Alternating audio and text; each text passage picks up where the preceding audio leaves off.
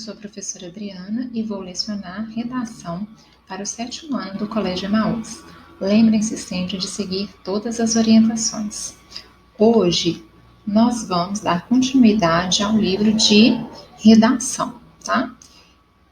Nós vamos falar um pouco sobre variedades linguísticas, que está na página 43. O que são variedades linguísticas? Bom, esse tipo de conteúdo, variedades linguísticas, vocês já viram comigo em língua portuguesa, então não é de tudo uma novidade. Mas é claro que cada livro vai trazer o seu ponto de vista, né, e um contexto diferente, tá? Então, por que nós estudamos tanto essa variação linguística? No livro de redação, no livro de produção de texto, nós estudamos bastante. Por quê? Porque quando você produz um texto, você tem que evitar de cometer erros, né? Então, por isso que nós estudamos sobre as gírias, sobre o que é a variação geográfica, regional, tá? A variação histórica que vai trazer aqui para vocês, que não trouxe no livro de língua portuguesa. Então, aqui também vão ter alguns detalhes que não foram vistos ainda, ok? Então, ao estudar o cordel, que nós estudamos na última videoaula, neste capítulo, você percebeu que muitos cordéis utilizam uma linguagem próxima da fala de algumas regiões do Brasil. Termos e expressões como xodó e pegar o sol com a mão são típicos da fala de algumas cidades do Nordeste. Assim como os cordéis, há textos que circulam na internet que também se inspiram na fala regional. Leia os textos a seguir. Então, ele coloca aí para nós vários textos, tá? E nesses textos, ele coloca uma linguagem de cada região do Brasil. Ele até inicia aí com a mineira, né? Você já coisou o trem lá? Aí você fala assim, mas eu não falo dessa forma. Talvez não com essa expressão, mas essa questão aqui do trem, esse ser, esse coisou também, ele é muito falado pelas pessoas, mesmo que as pessoas não percebam e que diz, nossa, mas eu não falo desse jeito. Sem querer, às vezes, numa fala mais descontraída, você fala, aquele trem lá que eu deixei ontem, pega lá para mim aquele trem, faz aquele trem, não é verdade? Nós temos muito hábito de falar esse trem, e esse ser é a redução de você, né? Você vai amanhã? Não é verdade? Você vai amanhã? Você viu? Você conhece fulano? Então, nós usamos bastante isso, mesmo sem perceber, tá? E aí nós temos vários textos de várias localidades do Brasil. Embaixo, ele fala aqui de qual cidade, de qual estado que é, ok? Então, leiam todos para vocês terem a noção da diferença de cada lugar, tá bom? Tem uma atividade que eu vou deixar no final da videoaula e vou iniciar falando dos tipos de variação linguística do lugar ou região, que nós estudamos sobre isso na língua portuguesa, no livro de língua portuguesa, que lugar ou região é conhecida como variação geográfica, tá? Então, tipos da variação linguística, Como você viu no estudo anterior, o português falado no Brasil sofre variações de acordo com a região onde é falado. Essa é apenas uma das formas de variação do português brasileiro, algumas das quais você conhecerá a seguir. Então, primeiro ele vai falar do lugar ou região, que é a mesma coisa da variedade ou a variação geográfica, ok? Então, diferenças geográficas costumam ser responsáveis pelo surgimento de variações linguísticas. Por exemplo, algumas cidades do interior usam uma variedade linguística diferente da falada na capital. Então, nós podemos perceber isso tranquilamente naquela tira que eu dei de exemplo em língua portuguesa do Chico Bento. Lembram? Que o amigo dele está conversando com ele e eles fazem o uso de uma linguagem mais interiorana, porque é da cultura dele, do lugar onde eles nasceram. As pessoas falam dessa forma. Então, automaticamente, à medida que eles vão crescendo, eles vão aprendendo aquela maneira de falar. E a linguagem interiorana, ela se difere da linguagem da capital, por quê? Porque na capital, a maioria das pessoas tem a oportunidade de estudar e ir além, por exemplo, do Fundamental 1, do Fundamental 2. Muitas vão além do ensino médio, fazem faculdades, né? E quando você faz uma faculdade, obviamente, até mesmo quando você faz o Fundamental 2, o ensino médio, o professor de redação, de produção de texto, o que ele vai pedir muito para vocês quando vocês forem fazer essa produção de texto, realizar essa produção de texto? Vocês vão ter que usar uma linguagem mais o que? Padrão, formal. Então, essa linguagem padrão e formal, ela foge dessa linguagem interiorana. Por quê? Ela se difere porque nessa linguagem interiorana, as pessoas costumam muito usar os vícios de linguagens.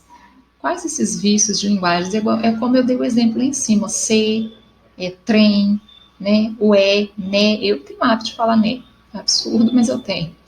Mas é claro que na minha escrita eu não uso, tá? Então, nós temos mesmo esse forte vício de linguagem.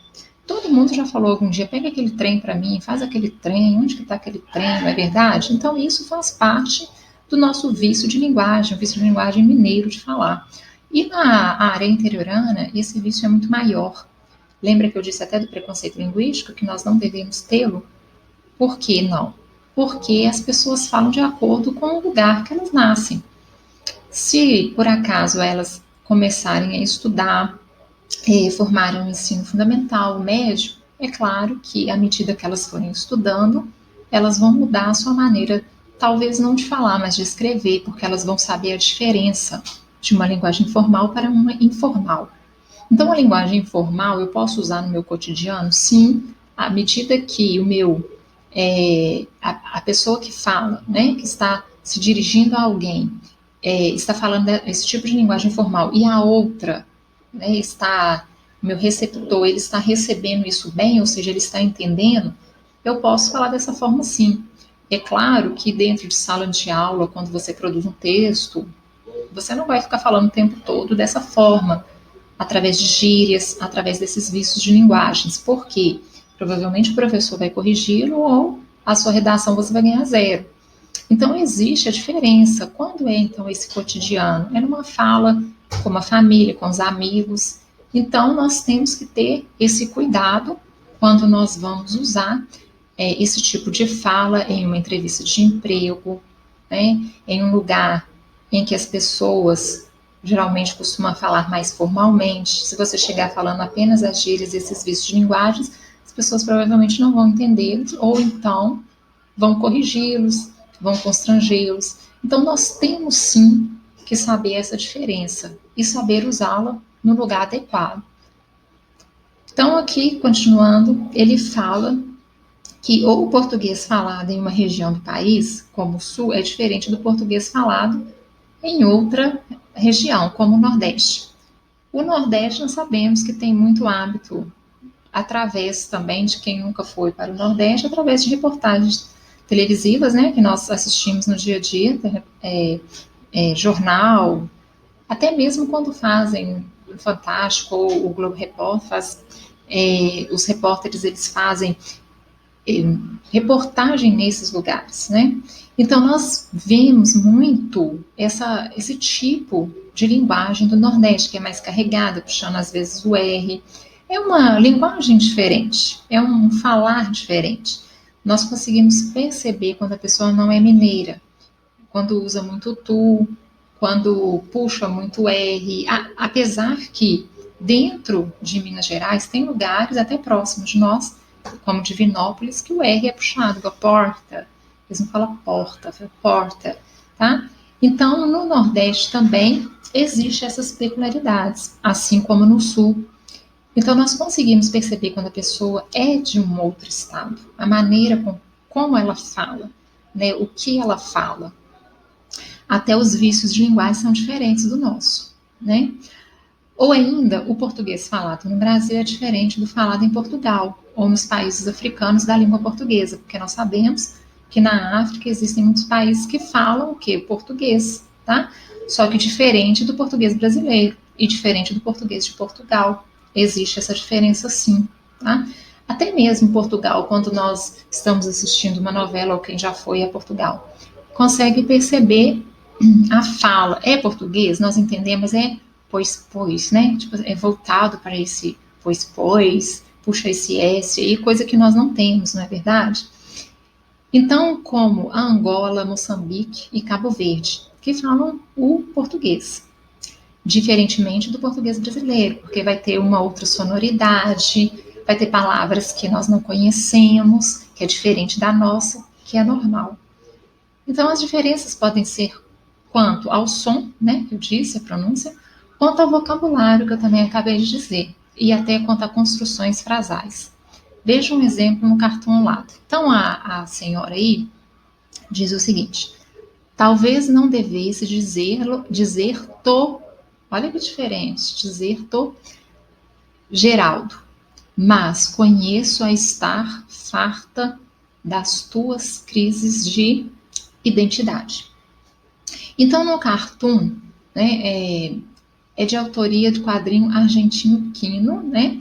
E ao ser publicado em Portugal, teve o texto traduzido do espanhol para o português lusitano. Então, no Brasil, dificilmente o texto do balão seria traduzido do mesmo jeito, porque nós não usamos dizer tô, e sim dizê-lo, na verdade. No Brasil, dificilmente o texto do balão seria traduzido do mesmo jeito, pois em nosso país a expressão dizer tu soa extremamente tradicional e formal, uma vez que aqui a forma to, resultante da contração de t mais o, está em desuso e tende à extinção. No português brasileiro, assim como em Portugal, Moçambique, os países que falam a língua portuguesa, o que acontece? Muitas coisas caem em desuso. E quando isso acontece, cai em desuso, tende à extinção. E já aconteceu com algumas formas do nosso contexto, da nossa gramática, e isso continuará acontecendo. Por quê? Porque a língua, gente, ela não é estática. A cada ano que passa, pode se mudar muitas coisas. O novo acordo ortográfico que aconteceu já nem é novo, porque já tem muitos anos. Ele foi. Por que aconteceu? Foi para alinhar com Portugal, a gramática de Portugal. Então, exemplo, nós não temos mais o trema em algumas palavras, como linguística, que existia o trema antigamente, que era aqueles dois pontinhos no U, né? Como em várias outras palavras, liquidação, aguentar, várias outras palavras tinha esse trema, não existe mais. Então, isso quer dizer que a gramática, a língua, ela não é estática e ela tende a mudar com o passar do tempo, algumas coisas caem em desuso. Lembram que nós estudamos sobre o pretérito mais que perfeito? Né? Que o pretérito mais que perfeito, por exemplo, é do verbo cantar, seria cantara, né, no pretérito mais que perfeito. Só que hoje, atualmente, nós usamos tinha cantado, que tem o mesmo valor do pretérito mais que perfeito, e que hoje é usual e que pode ser, o que é usual? Pode ser usado. E antigamente não podia, tá? O pretérito perfeito era apenas falar, cantar, e não podia usar essa forma como se fosse o quê? Locução verbal, dois verbos, tinha cantado, tinha falado. Hoje usa-se no lugar do pretérito mais que perfeito. É claro que o uso do pretérito mais que perfeito não foi extinto, mas ele é menos usual, tá? Usamos mais essa forma aí, como se fosse o quê? Uma locução verbal, dois verbos, né? O principal, que é a ação, e o outro que é apenas auxilia. Então, olha só o que aconteceu. Eu tinha o pretérito mais que perfeito muito usado na época, por exemplo, da corte, lá naquela época de história que vocês estudam, no início lá do século XV, XVI, XVII, XVIII, muito usual, XIX, muito usual nessa época, e que para o século XXI, o que aconteceu? Ele entrou o quê? Em desuso. Mas sim, podemos usá-lo e é correto usá-lo em uma produção de texto ou na nossa fala, embora isso não seja muito usual, tá? E isso por que acontece? Porque as palavras, a língua portuguesa, a gramática, algumas coisas entram, algumas coisas saem, algumas coisas perdem o seu uso. Tá? Isso vai acontecer sempre, porque a língua não é estática, ok? Olha aqui outro exemplo, o português na Ilha da Madeira. Ilha da Madeira, gente, aqui fala onde fica, na costa africana, ok? O brasileiro que vem à Ilha da Madeira tem a impressão de que houve um português igual ao falado em Portugal. No entanto, há muitas diferenças entre o português falado na ilha e o falado no continente. Conheça algumas dessas palavras e expressões madeirenses. Então, ele dá vários exemplos para nós. Abelhinha, automóvel, táxi, a pata, a pé, canalha, conjunto de crianças, catichu. Nem sei se é assim que pronuncia mesmo, mas deve ser. Catichu. Bola de futebol, fazer ramelas, fazer inveja, joeira, papagaio, pipa. Nós logo entenderíamos que é alguma coisa de joelho ou de joalheria, né? Menino, pessoa inteligente, esperta. Olha só a diferença para nós. Menino é um garoto, né? Uma criança, um menino. Penca, nariz. Penca para nós é de banana. Então, existem essas diferenças, tá vendo? Foi o que falou anteriormente, a diferença no vocabulário. Mesmo que fale português, tem palavras que podem ser usadas diferentemente, tá? Da nossa aqui. Temos também a variação pela escolaridade ou extrato social. Essa escolaridade aí é o quê? É a variação de quem tem a oportunidade de estudar e quem tem menos oportunidade de estudar. Porque quem tem a oportunidade de estudar vai conhecer e saber as diferenças da linguagem formal e informal e vai saber usá-la no lugar certo. Quem não teve muita escolaridade provavelmente são pessoas mais humildes que vão falar assim de uma maneira com mais vício de linguagem, talvez com mais gíria, talvez de uma linguagem mais informal, tá? Então, no Brasil, há diferenças entre as formas de falar das pessoas mais escolarizadas, que são geralmente também as pessoas que detêm maior poder econômico, e das pessoas menos escolarizadas. A variedade do português em geral, falada por pessoas que frequentaram a escola por menos tempo, já foi bastante estudada por linguistas importantes, entre eles o professor Ataliba Castilho, que em suas gramáticas descreve as regras seguidas por diferentes variedades linguísticas do português brasileiro. Então, as pessoas que estudam a linguística são as pessoas que estudam essa variedade. Existem vários linguistas renomados e várias pessoas que fazem letras, né, que fazem mestrado e doutorado em linguística. Então, trabalha, faz dissertação, projetos sobre e teses, né, defende a tese sobre essas variedades linguísticas, tá? Ao ouvir canções de Adoniran Barbosa, como Saudosa Molac ou Samba do Ernesto, por exemplo, você pode ter uma ideia de algumas das características dessa variedade, uma vez que canções como essas buscam representar certas ocorrências típicas desse jeito de falar. Então, aqui ele me dá um exemplo, né? Armesto, nós convidou para um samba, ele mora no Brás, nós fomos, não encontremos ninguém, nós voltemos com uma baita de uma reiva, da outra vez, nós não vai mais. Então, aqui é uma típica linguagem informal, totalmente informal, talvez de uma pessoa que tem menos o que? Escolaridade, tá?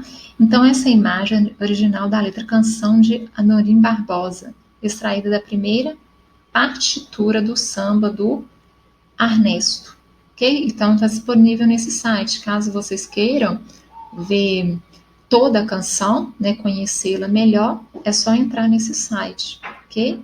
Então, aqui ele faz o uso o quê? Dessa linguagem mais informal. Então, esse é o tipo de variação da escolaridade ou extrato social. Quem tem mais poder aquisitivo, lógico, sempre vai estar estudando, né, vai estudar mais, vai poder ter mais condições, né, para isso, e quem tem menos condição social, é claro, às vezes faz apenas um curso superior e nem tem condição de ficar estudando, ou às vezes nem chega no curso superior. Embora hoje existe muita facilidade em fazer um curso, muitas pessoas ainda não têm condições, tá? E mesmo, às vezes a questão nem é da condição, às vezes é não querer, né? Já estou com tal idade, não vou fazer. Nunca fiz, né? Agora que eu vou fazer. Tem muitas pessoas que pensam dessa forma, tá? E acabam não estudando mesmo. Então eu tenho a variação histórica também. Com o passar do tempo, uma língua vai sofrendo modificações. Leia essa adivinha e tente descobrir a resposta. O que é o que é? 1000 damas muito formosas, vi de súbito nascer, rubras, rubras como rosas, para em breve fornecer, tá? Da tradição popular, ele fala ali.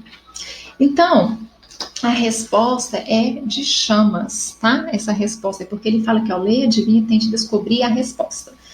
O adivinha é chamas, tá? O que é? 1000 damas, mil formosas. Vi de súbito nascer, rubras, rubras como rosas, para em breve fenecer, né? Fornecer não, que eu tinha falado fornecer. Fenecer, tá? Então a resposta adivinha é chamas, ok? Totalmente diferente, né? Nos versos da adivinha, respondida por crianças de forma corriqueira muitos anos atrás, há 2 palavras que não são mais empregadas cotidianamente nos dias de hoje, que é rubra e fenecer. Tá? Rubra significa vermelho e fenecer quer dizer morrer. Então, realmente, até que rubra, dependendo, rubra rosa, já ouvi muito isso, mas fenecer é raro você escutar, ouvir essa palavra. Então, o que isso significa? Que nós temos essa variação histórica. Muitas palavras que eram ditas antigamente, hoje não se enquadram mais no nosso vocabulário. Tá? Essas palavras são mais utilizadas no dia a dia como eram a época em que essa adivinha era conhecida no universo infantil. E é uma adivinha tão complicada para ser infantil, né? Chamas, eu acho que não tem muito a ver. Portanto, as crianças de hoje não escutam esses termos e também não se conhece o significado deles. O mesmo ocorre quando pessoas idosas se deparam com palavras novas, incorporadas mais recentemente ao português, e não compreendem o seu significado. Isso acontece muito com as pessoas mais idosas, com as pessoas mais antigas. Às vezes você chega e fala para sua avó uma gíria ou alguma palavra que ela vira e fala: o que você está querendo dizer? Não entendi. Tá? Até mesmo para pessoas, nem precisa ser idosa. Eu mesma, dependendo da gíria, se vocês falarem comigo, eu não vou entender o que vocês querem dizer. Isso acontece muito, tá? Por quê? Isso acontece por causa dessa variação histórica. Existem palavras que entram aí no nosso vocabulário, até mesmo os neologismos, que são palavras novas, entram no nosso vocabulário, e tem palavras que saem do nosso vocabulário. Por que isso acontece? Por causa dessa variação histórica. Umas se tornam mais usuais e outras se tornam menos usuais, ok? Então, eu vou parar por aqui na variação histórica. Vou deixar uma atividade e na próxima aula eu vou corrigir a atividade e começar pela variação pelo meio, ok? Hoje eu vou deixar as páginas 44 e 45 apenas, tá? Para não ficar muito sobrecarregado para vocês nesse contexto, nesse conteúdo, ok? Então, eu termino a aula por aqui e lembrem-se, juntos no caminho certo.